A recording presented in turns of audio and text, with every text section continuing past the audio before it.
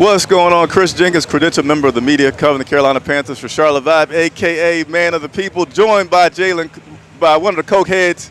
No. Joined by Rashad, one half of Panther Nation podcast. Appreciate you guys tuning in with us this morning as we get ready to break it down for you, covering the Carolina Panthers as they go to take on the New Orleans Saints. I got a new screen graphic for you guys here, which is also a chance for me to talk about one absence that we're going to have. I can't even see it, man. Here we go. Our little new graphic that's going to come on here.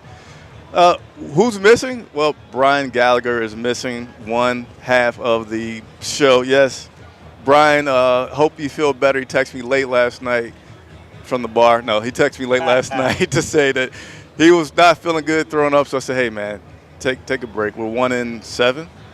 Yeah, something like that. Something. We're not that good, right? Track. Yeah, so take some time at home, get yourself feeling better, and, yeah, that's what he's doing. So no worries, though. I got Rashad here who has no shortage of mic time that he likes, and I'm going to encourage him to. Hey, was that a shot? Was that a shot? Not at all. Not at all. It's an acknowledgement of all the information that you have to share, right? You have a lot of good information. Way to clean that one up. It was not a cleanup. It was not any shots whatsoever. No smoke, no whatever. I don't know all the cool words. All love over here. So we got some people that are tuning in. And by the way, so you see I have on a headset. He does not. He got on a mixture, right? But we're making some baby steps here as we try to increase our equipment to better serve you guys. We were struggling to hear each other in pregame shows, and I think it was, I don't know if you guys saw or if you saw a shot in Washington. I had Alex Zetlow from Charlotte Observer. Okay. They had the loudest PA system in the country in Washington for some. So me and him were like literally shoulder to shoulder, and we couldn't hear each other. So we got one headset. I need to get two more. So if you guys are able to support, there's a link in the description to support our GoFundMe, in which we're trying to raise enough money to get headsets for everybody that'll be across, as well as some new equipment that you can't see that's out of the screen that'll help us do our thing. So if you're able to do that, great. And even if you're not able to, sharing that with somebody who may be able to be a Panthers fan will be greatly appreciated. So we got a lot of people that are tuning in. We got a lot of stuff that we're going to go over today as well. Rashad, how you feeling today? I'm feeling good, man. First of all, I know you talked about the headphones, you talked about the equipment. I will say this, it helps out tremendously because I feel like I'm at home. You guys know at PNP, I rock the headphones. I got the mic. I feel way more comfortable now. It's like a blanket. You know, I feel great. So this is good. So please do support. It helps out tremendously. Hey, excuse me. We may need security. We might need a different fund because before you got here, it was some guy that was just I don't know why I'm losing my voice here. It was some guy, Rashad. You got some real water here. I got the Bears water. I got some Dasani. That's good. No Washington Commanders water. No Commanders water. Right. No Mile High. Yeah, there we go. I like that. But we had a guy, man. He was like, "What you doing?" It's like setting up for a video. He's like, "What video?" I said, "Man, I'm working right now. If you could just let me get the stuff set up." And then he goes, "Hey, man, what you doing?" I said, dude, like I'm not obligated to tell you what I'm doing. You gotta fall back, man. No badges on, right? Right.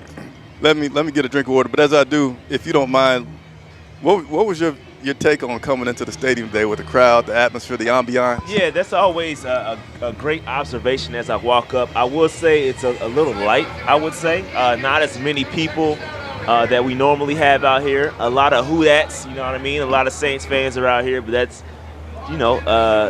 expected when you're 1-7 or whatever, however many L's we got. But it's Sunday. It feels good out here. It's a little cool, but perfect football weather.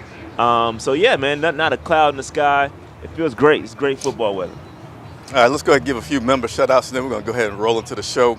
T. Green, appreciate you tuning in, as well as T. Green is our only member so far, looked like. A lot of comments, so a lot of other people on here. Got to first give love to all the members that support the channel. Thank you all very much. So, hey, like, subscribe, share the channel. We're going over to Germany. I heard my man Rashad and Dave is going to be over there in Germany as well. Sir. So lots of content that's planned for that Germany. We're going to start the countdown today. How many days is it? So Monday, Tuesday. I leave Wednesday. Same. I leave Wednesday as well. All right. So 3-day countdown for both Charlotte Vibe and the Panther Nation podcast. Expect lots of good content. We're talking about trying to collab while we're over there. Logistics may be a challenge, but we're going to try it out. So please, if you're excited about that, just know to tune in to Panther Nation podcast as well as Charlotte Vibe.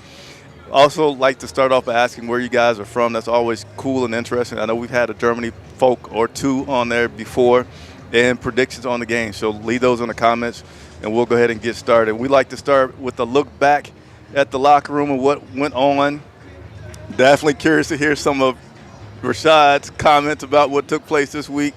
But we'll go ahead and start with Canales this week, as he went and announced that we were going to have Bryce Young as our starter for this week. First of all, let me just say that Bryce will be starting this week.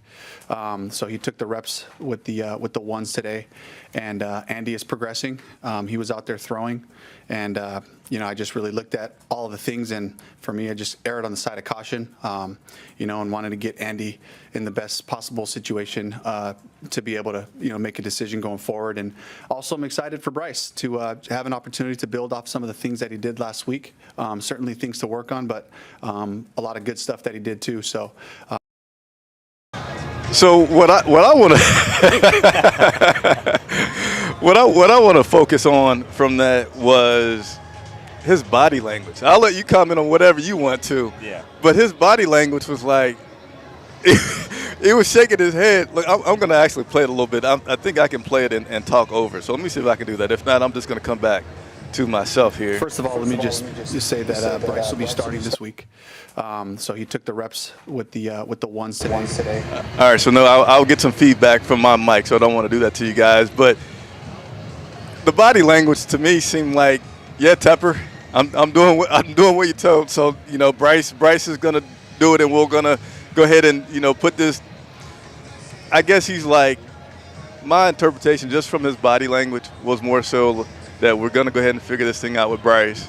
I don't want to put him out there. I don't feel like he's gonna be our guy. I'd rather have Andy out there, and that's my take. What is your take on him and his, and also the fact that he didn't announce that Bryce was starting right after the game was a little. And I am loving these headphones as well with all this stuff that's going on. But go ahead. What is your take? Yeah, I mean, when we listened to the press conference, and it's just disappointing to not have a little more confidence in the guy after he had a decent game. It wasn't perfect, right? I know we're talking. You want Canales to have more confidence? Yeah, I would like for him to project more confidence behind Bryce Young. He had a solid game. It wasn't perfect, but I felt like even with Andy and his thumb issue, I feel like Bryce did enough to at least earn the right to play again this week. And you should have went out there and said, all right, this is going to be my guy until he gives me a reason not to be. And I don't think Bryce didn't do anything to not deserve the opportunity to play this week. I thought he played just fine. A couple ups and downs. It wasn't perfect. But his performance against the Broncos was better than what Andy Dalton did against the Broncos. Andy Dalton did against the Commanders last week. Mm-hmm. So I felt like against a better defense, the Broncos have a better defense. Right. So why not give Bryce Young the opportunity to play against a weaker defense in the Saints, get some revenge, and show what he can do? So I was disappointed to hear how he handled it, but it is what it is. I kind of agree with what you're saying. Hey, look, I don't want to start him, but I got to do it, basically. Yeah, and I felt like the way that he coached that game, that he actually showed some confidence in Bryce with the things that he was doing, taking some chances with Bryce. Bryce threw the ball down the field several times. I felt like after that game, whether or not I want Bryce to start, that's another thing we'll talk about for the rest of the season. But right. I felt like the way that he played that game, he is going to play the next game. He didn't two touchdown passes, which he hasn't had in forever in one game. Scored on his opening drive. Never done that in his career. So from the evaluation standpoint, yeah, whether you want to or not, you got to, and we're going to love it because the band's going to come by. I can't even hear it. that we're going to continue to be able to hear. Let's go ahead and continue to take a look back through the week in the locker room. Evero spoke about this Saints defense, something that, quick question, because we have a guy, Shaked, which you might know, he wants Evero fired. Just briefly, because we'll come back to it. Any thoughts on that, Evero? Is he the guy? Is it the personnel? Well, I think it's a little difficult, right? When you got guys like Derek Brown out, you got guys like Shaq Thompson out. Those are two key players. And with those guys out, it's very difficult to really understand what you have. Now, with that said, going back to last year, our defense was better, but even statistically, they weren't that great either. So I can see where guys want him fired. And It all depends on the situation, right? Who's available? Saleh just got fired, has a connection to Canales, and if you could get a guy like Saleh and the synergy is there, then make the move, right? But just for firing for the sake of firing him, grass isn't always greener. You know what I mean? So I think that if you get guys healthy, they can continue to get resources. Because again, we got to remember this too. We shifted a lot of resources from the defense to the offense. That Brian Burns money went into the offensive line. So we handicapped ourselves just a little bit. Just a little. So that you got to kind of play that factors into this. And so we'll see. And I don't know what's going to happen. I wouldn't say fire Evero right at this moment. I think he's doing the best he can with the guys he has. But if you can get a guy like Saleh, who is proven to be a very good defensive coordinator over there with the 49ers, again with the Jets, then why not? Okay. Let's see what Evero had to say about this Saints team. Actually, this is Evero on the lessons learned from that Week 1 game. Yeah, I won't talk too much about it, but, going into Week 1, we had somewhat of an idea what they were going to do. But without him really calling the plays in a couple of years, there's a lot of guesstimating and all that stuff. Now, with 8 games in, we know exactly what they're going to do. We have a good idea of how they're going to attack us. We know that we have to play better than we did in Game 1, especially from the run game standpoint. And so we're excited about the challenge. All right, so that was Evero talking about lessons learned from Week 1. So that's why I wanted to save and play that clip, because I was thinking, not too many times do you hear somebody say, like, yeah, we figured them out. Like, we got, lessons learned, but he talked about we saw some things, and that was Week 1. Here we are now, Week 8. I kind of question how much he learned. I don't know, man. I think I'm going to be like, you could have learned in the first half what was going on and made some adjustments to stop the onslaught that happened down there in New Orleans, because I forget whether it was 7 or whether it was 9, but it was a lot of times, like, once they scored, it was just score. And I vividly remember, as I watched from the very high press box, very, very high press box in New Orleans, like, they cannot stop them. And they didn't stop the Saints until they took out Derek Carr.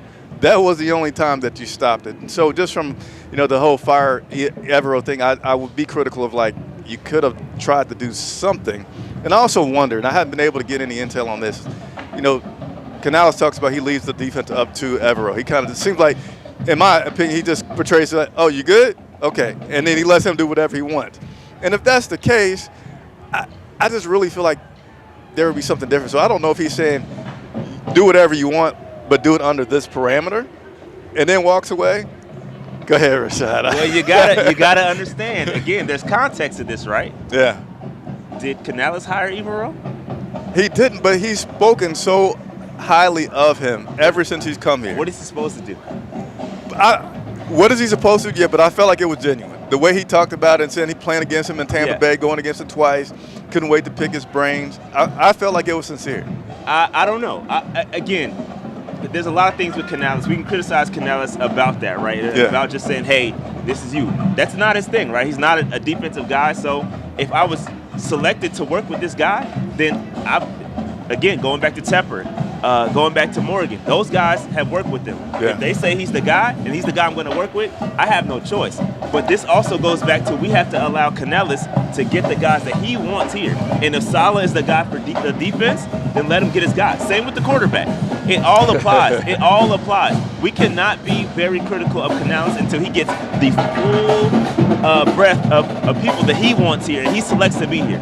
So I give Canales a pass overall until he gets his guys here. What do you think about the defense that he's doing right now? Do you feel like it is, even though he might not have the personnel that he wants, that he needs, or that he should have as a defensive coordinator, do you feel like he still should be trying to do some things differently? Yeah, I think, I would like to see more blitzes. I feel like we rely a lot on our quarterbacks to shut down and kind of make the quarterback hold on to the football. And then when they're not holding on, when the quarterback has all the amount of time because the pass rush isn't get there, we got to get more creative. We have to get more creative defensively. Throw some more blitzes out there, more safety blitz. I saw that a little bit last week with Damani Richardson. I think he did a great job. But you got to understand that he's working with a lot of undrafted guys. The talent on defense just is not there. Yeah. So we have to. I know it's frustrating, guys. I get it. But there's context to go along with that. When do we get back Wanham? Are we going to see Wanham? There's so much involved in that defense and guys that we're just not seeing because they're not health-wise. And I just think we got to be patient. Unfortunately, that's just what it is. Yeah, and one thing I defended him about Evero last week was saying that on both sides of the ball, it starts up front. It starts up front, and it goes to the back. So our defensive front is not helping out at all with the linebackers. You got each week linebackers and actually secondary leading you in tackles. Yeah. And that's bad. It starts up front. If you're not getting pressure on the quarterback, he gets all day to throw. If you're not closing the gaps, these guys are getting through layers and doing stuff. And so he doesn't have guys up front, again, with missing Derek Brown that's out. Clowney, we're going to talk about here shortly. He's serviceable. Not saying that in disrespectful, but he's not giving us an edge on that spot. So, and the other guys up front are just, I feel like they're just there. Just guys. Yeah, just guys. Jags, as our guy Steve Smith famously says. You mentioned a guy, Damani Richardson, which I had a chance to speak with this week in the locker room. Yes, we do have undrafted free agents that are on this team on both sides of the ball that are doing good things. Also, I just lost my train of thought, so I'm just going to go ahead and play this clip from Damani. This is happening a lot today. That daylight savings time, I guess, will catch me. But anyway, Damani Richardson, first game as a starter, led the team in tackles, had a chance to speak with him in the locker room. About 2 months ago, we were on the practice field, and we were talking about you making the team. Fast forward now, starter, played 100% of the snaps, had a good game. What has this experience been like? Or the game last week, what was it like for you? It was just great being out there with the guys, having fun. It's always a good blessing to be out there with the guys, doing what I love to do, my dream. So it just felt good just being out there making plays with the guys. Seems like it's a tradition that guys that are, rookies getting their first start leads the team in tackles. I think last week it was, I forget his name, the Denver native. But now this week you led in tackles. You have to have a certain mentality, I feel like, to be leading in tackles. What is your mentality like in that respect to that part of the game? I feel like you have to have a mentality all the time. Anytime you play defense, any defensive player has to have a mentality. So I just go out there I have to go make. Just go out there and fly around basically and play with, just fly around, just play reckless, control reckless, but just fly around, play fast, and just go make plays. Is that your mentality? Because one thing I was going to ask you about your film work, because I was watching the film from the game and it seemed like, there was like a split second when there was a run that you're the first one in that secondary. There's running forward. I said, that's quickness, and then is that some film work as well? Sometimes it's film, and sometimes it's reading your keys and going to play fast, so it's a little bit of both. What were your takeaways from this past Sunday? Me personally, I feel like I can make more plays on the ball, get more turnovers, help this defense out, help the offense out with momentum, and just create splash plays for both sides of the ball so we can have momentum. Okay, this weekend versus the Saints, what stands out about that team that makes this an interesting matchup for you guys? For one, they have a good OC. Then they have Derek Carr coming back. Alvin Kamara is a dynamic player, great balance. Olave, they got a good tight end. So we just have to take what we learned from the first game, go study, get better at practice, and just execute and force turnovers and stop the run game for sure. Stop the run game. It's the biggest thing I feel like.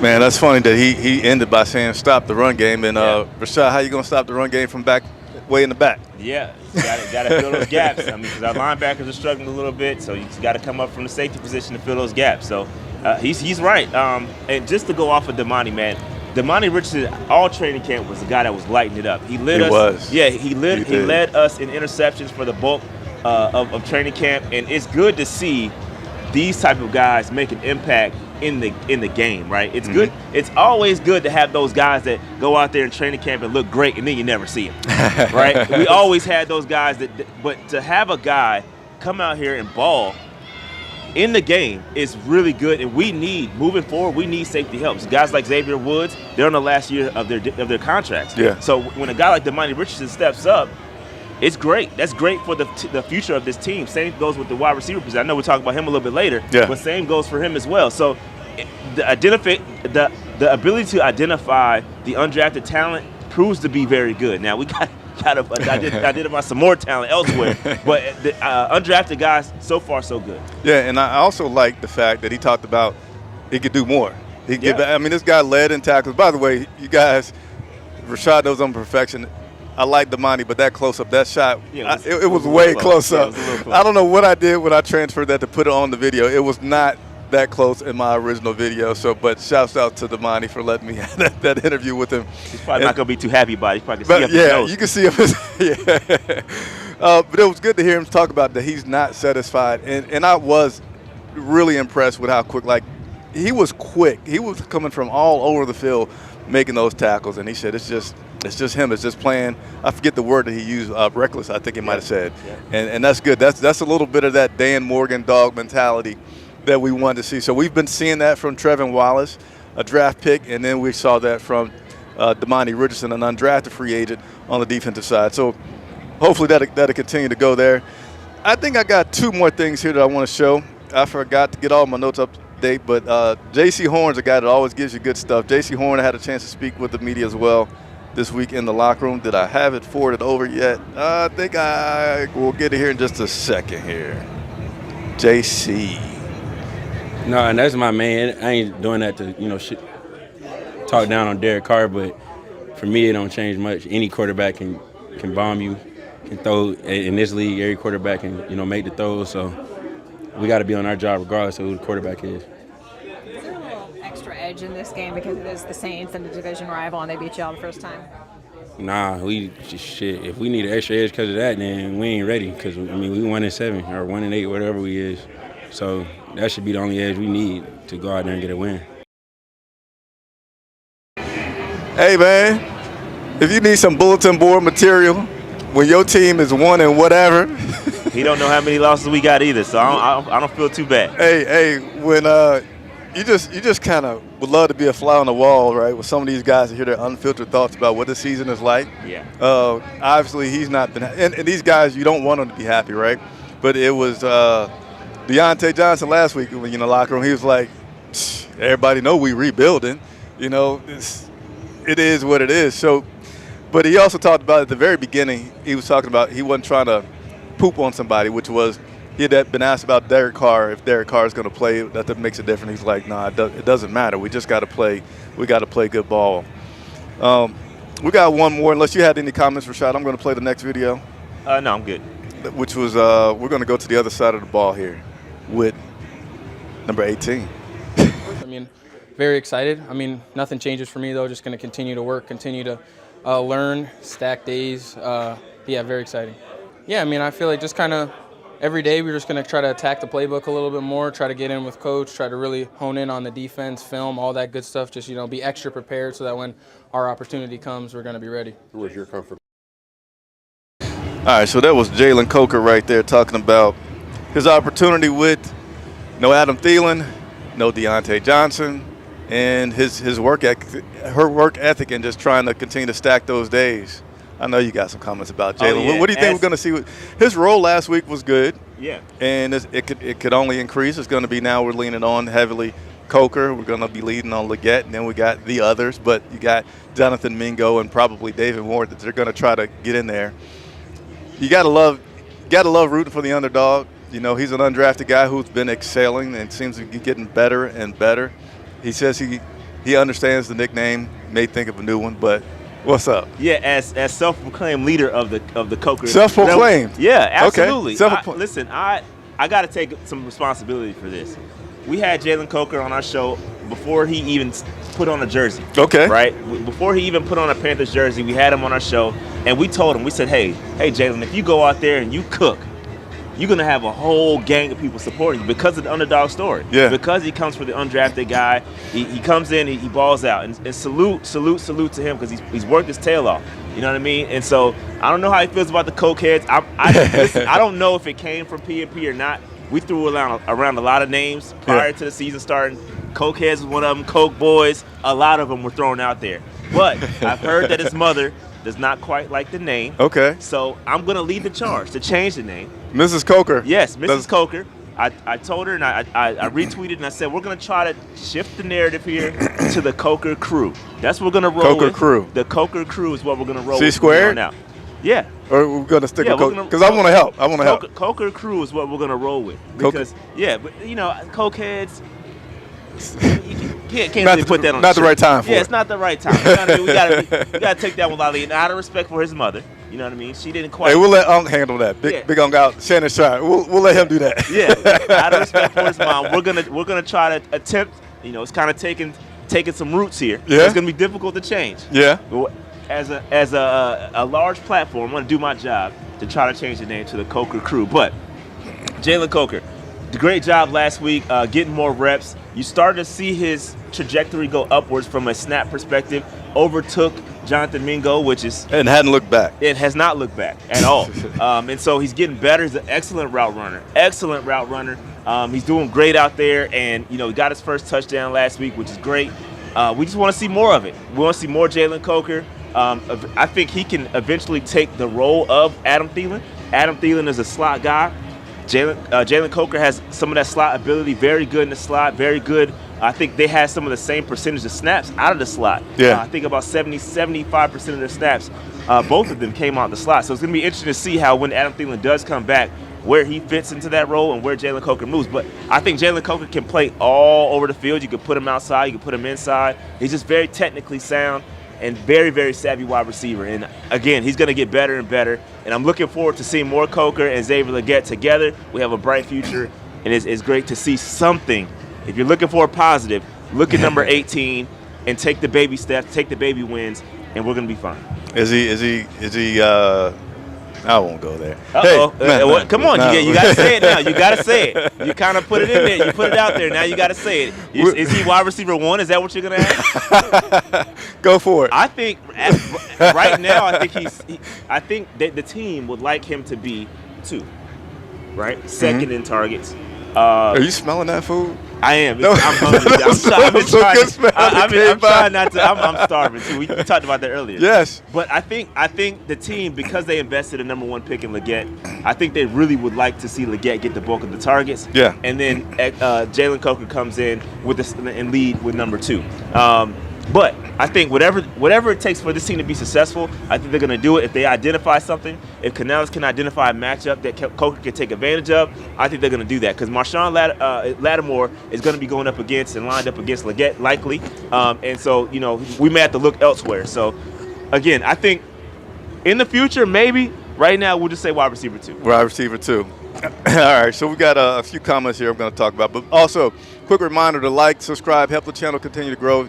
The more you hit the like button, it helps other Carolina Panther fans find out about the channel. Appreciate that. We also have our GoFundMe campaign set up for those who can support us financially as we're trying to get some more equipment to help our streaming improve with the headsets. I want to get this man a headset and our other co-host a headset, which, by the way, the comment from Shaked just asked me, where is the other guy? So, again, for those that are tuning in a little late, Brian Gallagher, our great co-host, he's still with Charlotte Vibe, but he's at home right now, probably with a little Campbell soup blanket and trying to recover from some illness that he's currently dealing with. So you can expect him back, in about 2 or 3 weeks, because we go to Germany, got a bye week, and then we come back here to Charlotte. So he is still there with us. And the link is in the description for those who want to support that GoFundMe that we have coming up. So I'm going to go through some transactions. I'm going to tell you, we're going to talk about some trade talks here. Okay. But we're going to give a chance to go through some transactions as well. And we'll come back to the trade talk. So let's go ahead and take a look at the transactions that took place just yesterday. Signed tight end Jordan Matthews to the active roster. So that was something that was needing to be done because we got our tight ends getting banged up with Felipe Franks, our special teams guy, who's dealing with a concussion.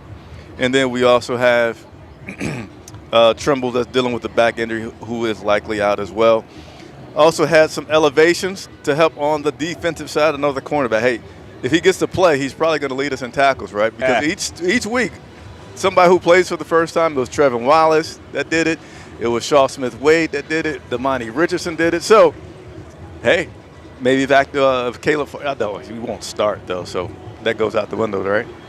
Anyway, Caleb Farley. Standard elevation. We'll find out here in just a second if he made the 53, or I'm sorry, the active for the game today. This is second elevation, so he has one more elevation left. And then activated wide receiver Devin Tompkins. Do you have anything on that? Yeah. Devin Tompkins is a guy that also played very well in training camp. So he's another guy that I was actually thinking would be in line to potentially take Coker's spot because he has a history with Dave Canales going back to Tampa. So he played with under Canales in Tampa. So very shifty guy, special teams guy, could do some return duty. Shifty out of the slot, very, very shifty guy, very quick.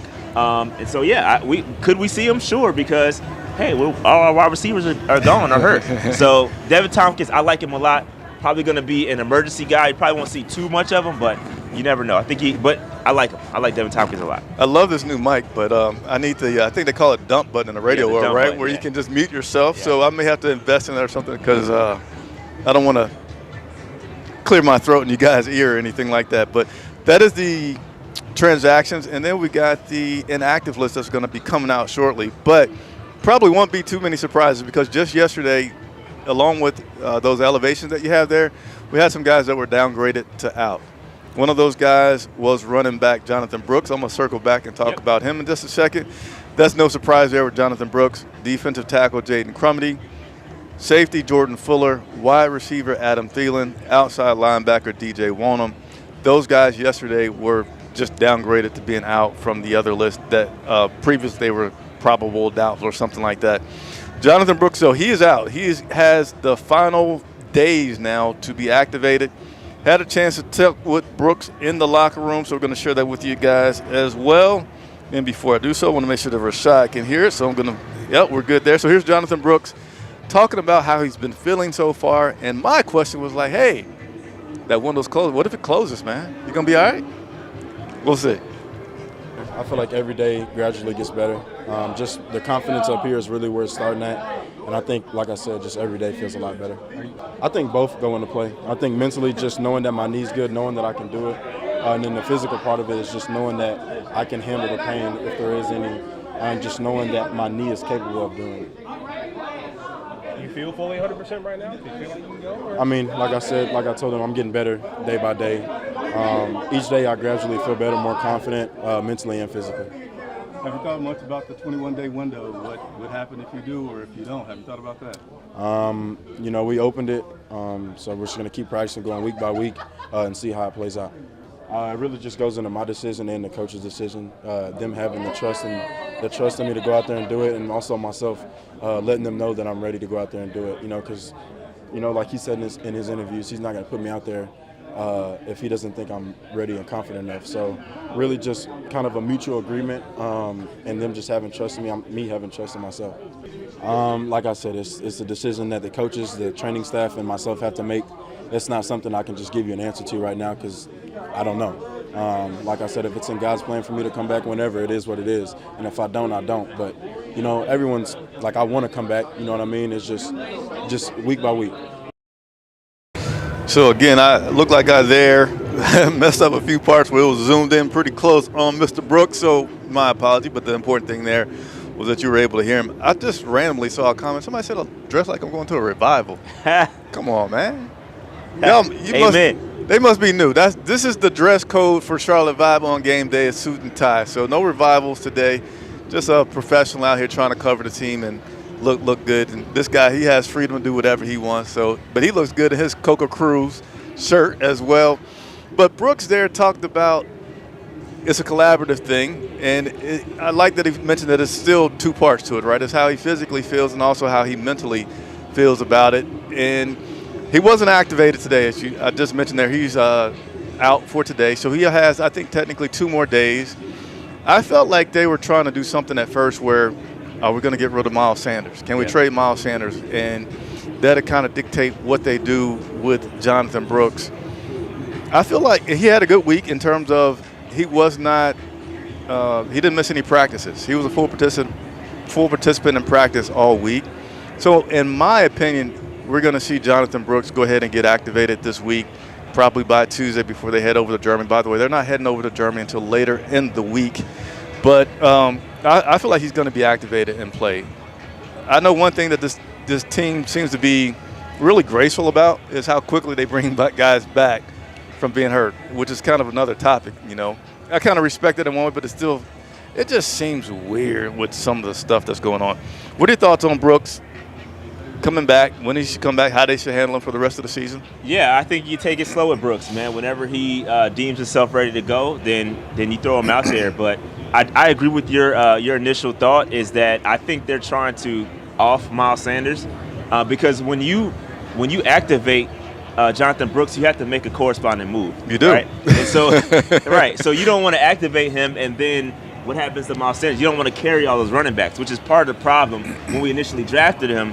That's why I kind of scratched my head. It's like, all right, I see what you did. You had to take BPA, but at the same time, it's like, where does he fit? Is it overall a head scratcher that we have Jonathan Brooks? No, it's not because Chuba Hubbard is on a contract year. So you got to make a decision on whether you have to pay him or not. So did you draft his replacement potentially in Brooks? Ideally, What yeah. about specifically the fact that he has that injury? Like, I get the running back part because Chuba, but what about with that injury that he has? And it's a knee injury. Yeah, well, I think injuries, that specific injury isn't as bad as it used to be. Yeah. So I think the recovery ideally would occur quicker. And I think this was the plan all along, right? It wasn't to get him out. We don't need to see him in year one because we have Chuba. Well, they did say they were expecting him back, though, like in training camp and stuff. So they were saying, like verbally, they were saying they expected him back a lot sooner. Yeah, I think, I don't know. I don't know. Yeah. I just think you take your time with him, and when he's ready to play, he's ready to play. Like, you don't throw him out there because then you're going to damage the future, right? So what happens if you re-aggravate something, which is always a possibility, right? You can't control injuries. Yeah, but if he re-aggravates something, then you're like, oh, my future's messed up. And then you got to – so I don't know. But I do think he gets activated very, very soon. And I don't know what – off the top of my head, I don't know what occurs if the window passes – without him being activated. He has to sit out the rest of the year. Okay, well, even if that occurs, I don't think that that's a bad thing, honestly. You got Chuba Hubbard. He's balling. I would like to see Jonathan Brooks. What was it, Jay-Z that said don't let the necessary occur? Yeah, right. True. Not to go thinking about Matt Rule and his quotes. Yeah, I was going to say, you took me back. You started talking about Jay-Z, I think about 7 years. And now we're in the 7th year. So again, I think that with Brooks, man, you get him out there. Hopefully he gets activated and we see him in Germany. That would be great.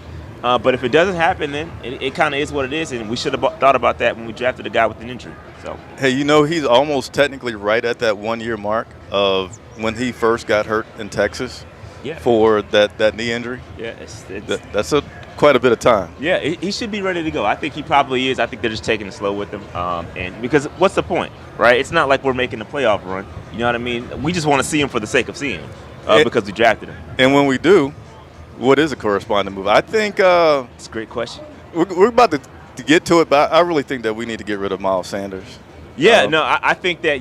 I think Miles Sanders. A lot of what you're seeing Miles Sanders do on the field is Jonathan Brooks' skill set. So if you just close your eyes and when you see Miles Sanders out there, just imagine a 24, right? And I think that's what you're going to see. Obviously, a lot better, talented, right? But I think that's what you're going to see. The catching out of the backfield, the receiving threat that Miles Sanders is. I think you're going to see a lot of that out of Jonathan Brooks when he's ready to go. All right, let's go ahead and put up these inactives for today.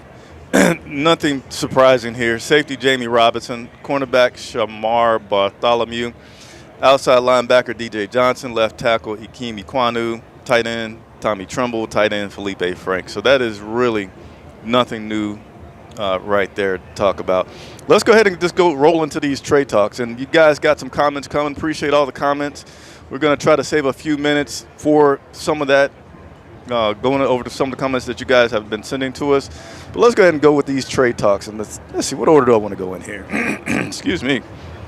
Actually, I'm going to run through some other things before I get to it that I normally tell you guys about that I forgot to go through. So we're going to run through some things, and then we're going to talk about trades and try to hit some of the questions that have been coming through. So today's matchup, let's get you ready for it. Carolina Panthers are taking on the New Orleans Saints. Carolina comes into this matchup 1-7 after losing in Denver 28-14. By the way, this is no fun. This is my first year that I have not missed a game yet. I'm going to try not to miss any games, starting with the preseason, throughout the regular season.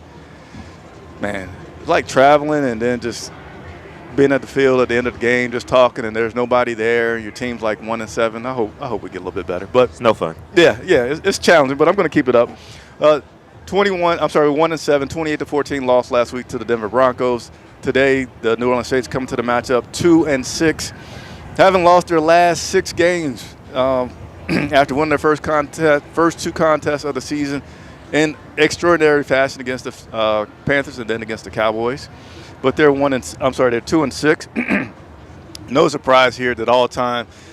This is their 60th meeting. They've met 59 times, and in that, Saints lead 31-28. A lot of those victories coming in recent years. Any predictions on the game?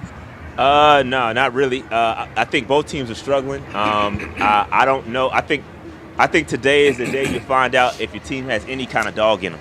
I know we're the Panthers, but we've been playing like cats, not dogs. Yeah. So you got blew out. I know you talked about bulletin board material, but you got blew out, right? Last time we played them, embarrassing. And we can't talk about injuries at that time because everybody was healthy. You had everybody was healthy. You had a healthy Derrick Brown, you had a healthy Shaq Thompson, and now those guys are injured.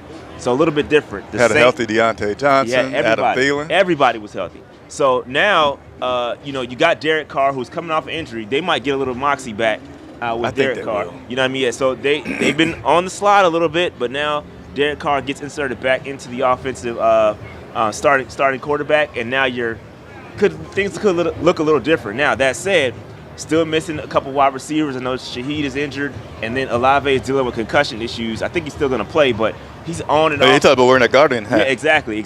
So he's got some issues he's dealing with. So this team is wounded just like we are.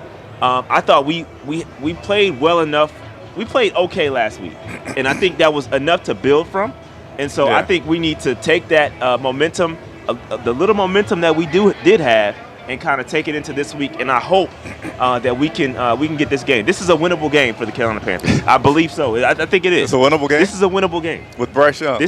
With Bryce Young, this is a winnable game. For this to be a winnable game, to me, that's saying, all right, we're going to be looking at a low-scoring game. Yeah, I think for it to be winnable. Yeah, I think you got to slow down that Saints offense. Is going to be challenging, right? But you also got to put up some points. So I think it will be in the middle, probably like a 21-14 type situation, 21-17, something like that. We're not going to win any kind of shootouts by any means. So you're right. We do have to keep it low scoring. We got to make some stops. And I believe, like I said, we're going to find out this team has some dog in them, because if they come – if they allow the Saints to march in here and get and run us out the bank, that's embarrassing. Twice consecutively, back to back, not cool. And this is a division game, so we got to really man up and see what we can do here. Yeah, you're going to have to keep it low scoring, and on the defensive side, you're going to have Ivero's going to have to either take some risk with his guys, but either way it goes on that defensive side, they're going to have to create some turnovers. Yes, like absolutely for it to be a winnable game, and I hope it is. You know, it would be great to report on the win. It only happened one time this year. To get some turnovers, to get Bryce and company more opportunities on that offensive side.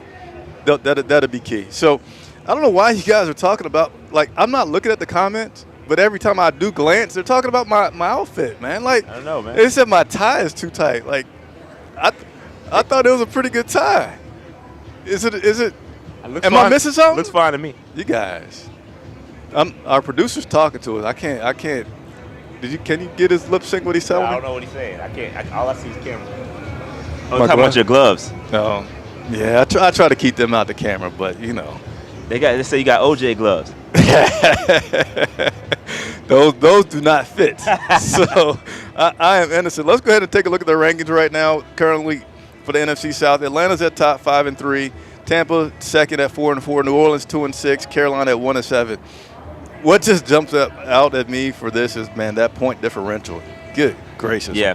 147. So hopefully that changes, but that's currently the standings. We're going to also go ahead and touch on the offensive and defensive standings for these teams as a whole. Starting with the defense right here. On the side of the Carolina Panthers, it is just very, very bad. And if you want to say fire Evero, you got some good stuff on these stats to kind of support that. There's 32 teams in the league, and we have two categories in which we are 32nd. Rushing yards allowed per game at 155, basically, and then the points allowed per game at 33. That's almost 34 points per game allowed. That is a lot of points. Then on the other side, you have the Saints there, which you guys can look at. Interesting, what jumps at me, Rashad, as I look at this, they lead. They don't lead, but they're tied for 7th in takeaways, the New Orleans Saints. And Bryce is a guy who we're hoping. He's very friendly with the football. We're hoping that he plays better today and gives us a chance to win. But Bryce, with I mean, he throws a takeaway. This is very interesting, though, when you look at this. I didn't think the Saints' defense was this bad, but they're giving up a lot of yards. They're giving up more yards than we are. You know what I mean? So that's promising that's for pretty, your. Yeah, that Bryce should be able to move the football here. When you look at the rushing yards, hey, run the football. We've been talking about this, like, just run the dang ball. Run the football. You know what I mean? So I think we got to get Chuba going, take the football out of the friendly hands of Bryce Young, who likes to, you know what I mean? The more opportunity you give him to throw a takeaway or interception, then, you know what I mean? That's another takeaway added to the Saints' defensive stats. So, again, run the football. Let's go ahead and go to the other side of the ball. Offensive side of the ball, we got, again, we'll start with the Panthers side. And there's 32 teams in the league. We got 29th, 25th. Our best stat is going to be our rushing yards per attempt, which is, we got one that's better than that, but that's obviously going to be led by Chuba Hubbard, who these past 2 games have been some tough sledding for him, averaging less than 4 yards per carry. I don't see that's going to last. I feel that he'll certainly break out of that today. And, yeah, if he breaks out of that slump with those, getting some room to run, why not just continue to feed Chuba, eat up the clock, give yourself a chance to win? And then sacks allowed, which was helpful by that new line, which was helpful by Andy Dalton with his starts getting rid of the ball kind of quickly.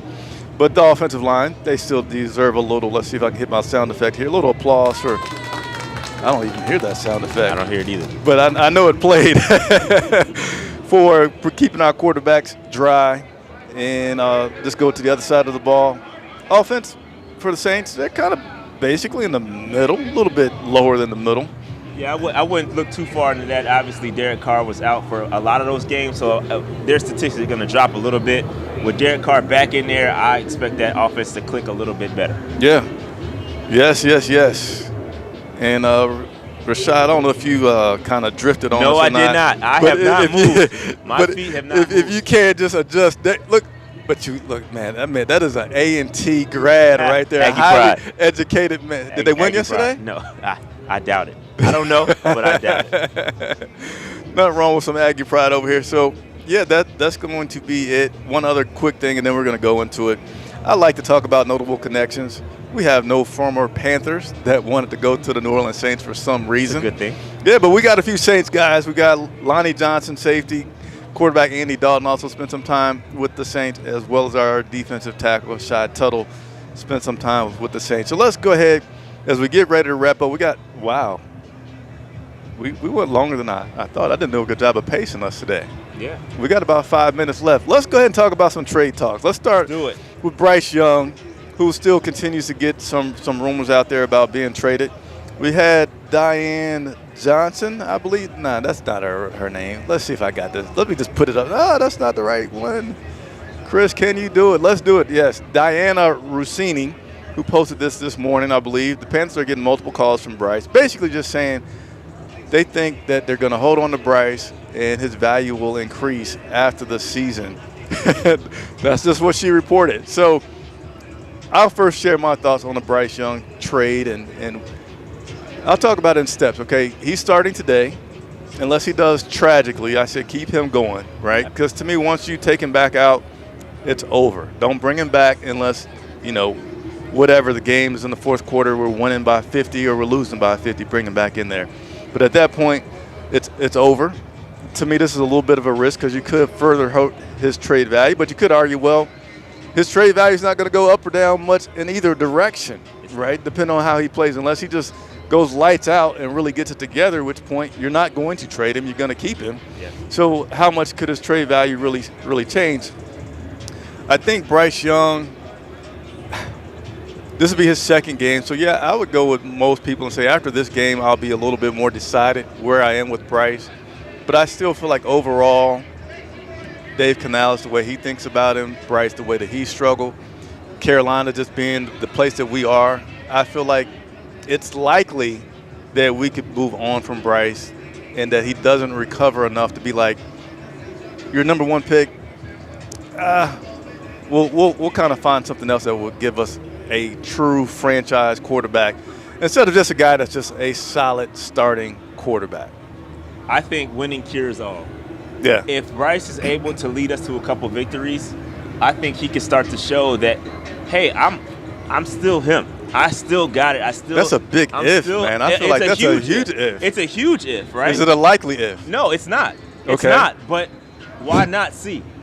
Like, why not put him out there and allow him to at least – listen, we're not making a playoff run. It'd be different if we were, like, on the verge of making a playoff. We're a couple games out, and we're going to make a playoff run. Completely different. Yeah. I would throw in Andy Dalton. He gives us the best opportunity to win.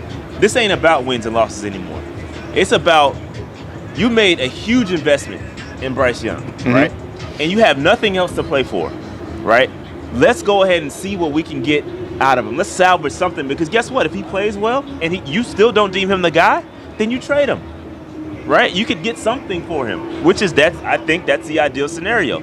And personally, I think we should have. When you say ideal, do you mean that's the likely scenario? I think that's the ideal. That we trade Bryce Young. I think it's likely and ideal scenario for Canales. Not me. I would like to see Bryce. Okay.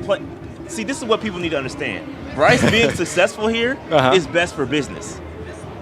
Bryce playing like a number one quarterback is best for the team.